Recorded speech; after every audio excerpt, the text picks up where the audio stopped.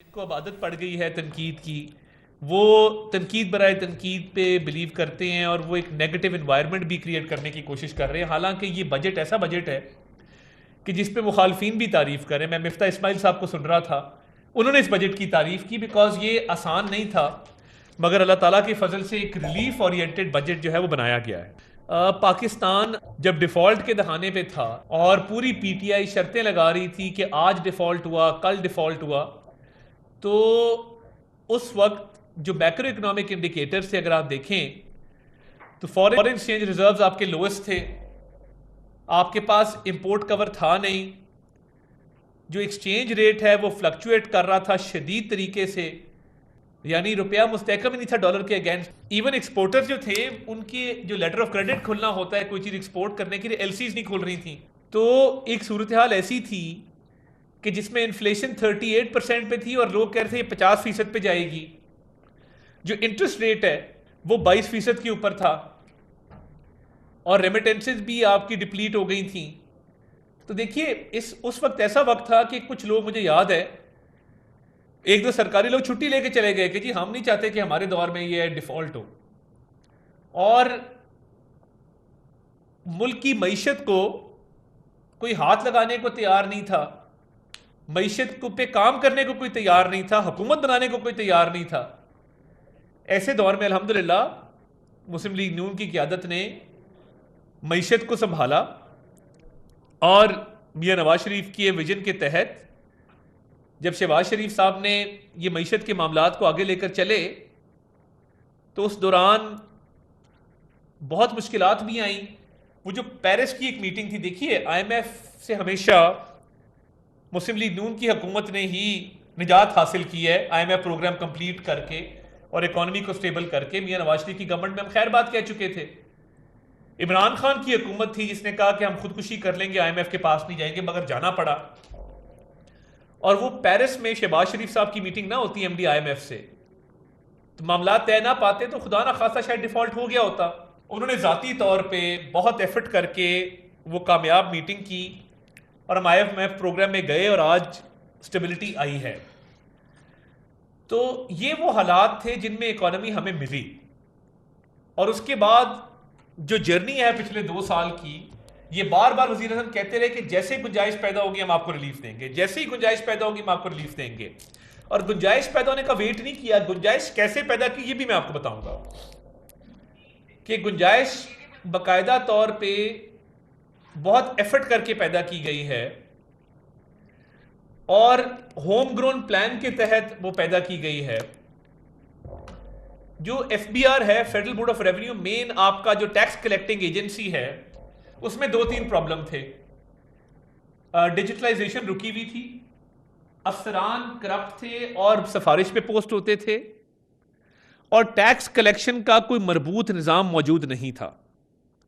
تو یہ جو بھی ریلیف دیا ہے اس کی گنجائش کیسے پیدا ہوئی؟ شہباز شریف صاحب کا ویژن یہ تھا کہ میں ٹیکس دینے والے پہ ٹیکس نہ دینے والے کا بوجھ نہیں ڈال سکتا. تو انہوں نے 2-3 کام کیے.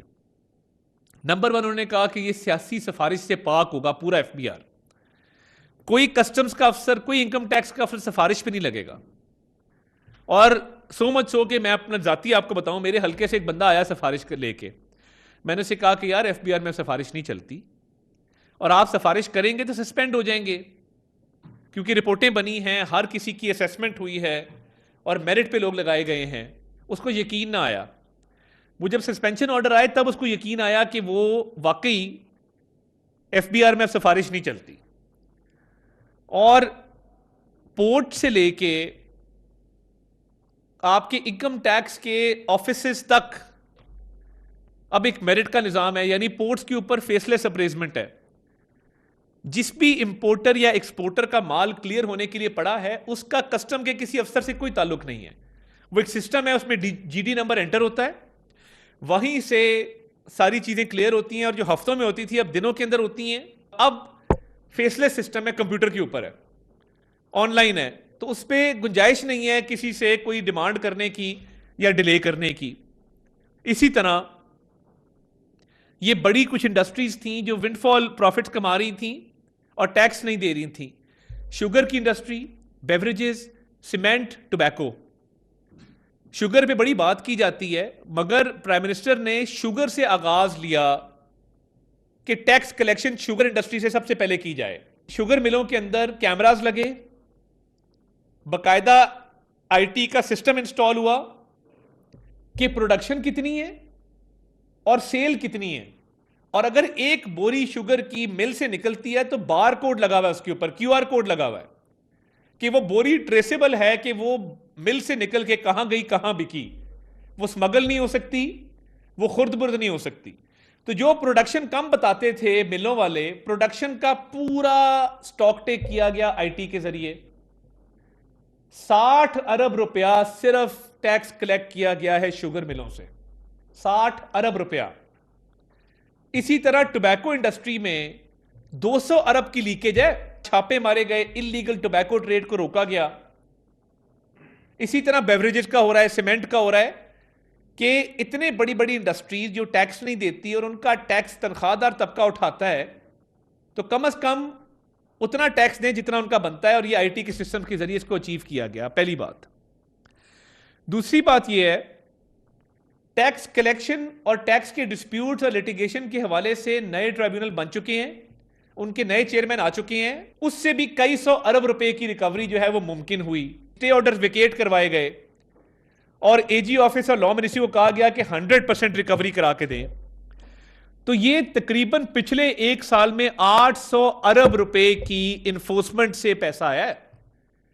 یہ تو آئی ایم ایف سے ہٹ کے ہے، یہ تو ایک ذاتی کاوش ہے شہباز شریف صاحب کی، کیونکہ وہ سمجھتے تھے کہ جب تک ٹیکس کلیکشن بہتر نہیں ہوگی اور جن کا ٹیکس بنتا ہے وہ نہیں دیں گے اور ایف بی آر کے ریفارمز نہیں ہوں گے، آئی ٹی بیس سسٹم نہیں آئیں گے. بل گیٹس کی فاؤنڈیشن جو ہے وہ ایف بی آر کی ڈیجیٹلائزیشن میں انوالو رہی. دنیا کے بہترین انسٹیٹیوشن سے پڑھے ہوئے وہ آئی ٹی کا سسٹم اس وقت چلا رہے ہیں، اور جو پرال ان کا ایک ادارہ ہے جو ڈیجیٹلائزیشن کا ہے، اس کے بورڈ پہ تمام پرائیویٹ سیکٹر کے لوگ ہیں جو شاید اگر وزیر اعظم نہ اس پہ کاوش کرتے تو وہ نہ آتے. تو ایف بی آر ایک totally different F B R ہے، انفورسمنٹ کے حوالے سے، آئی ٹی سسٹمز کے حوالے سے، شفافیت کے حوالے سے، میرٹ کے حوالے سے. جس نے یہ گنجائش پیدا کی ہے، یہ پی ٹی آئی کی گورنمنٹ بھی کر سکتی تھی، نہیں کیا. تو یہ جو گنجائش پیدا کی گئی ہے، تب تنخواہ دار طبقہ، ایک تو بڑی کلیئرٹی ہے، جس کی تنخواہ 50,000 یا اس سے کم ہے وہ کوئی ٹیکس نہیں دے رہا. Let me be very clear, 50,000 روپے ماہانہ یا اس سے کم، زیرو ٹیکس. 50,000 سے 1,00,000 ماہانہ جس کی تنخواہ ہے، 1% ٹیکس.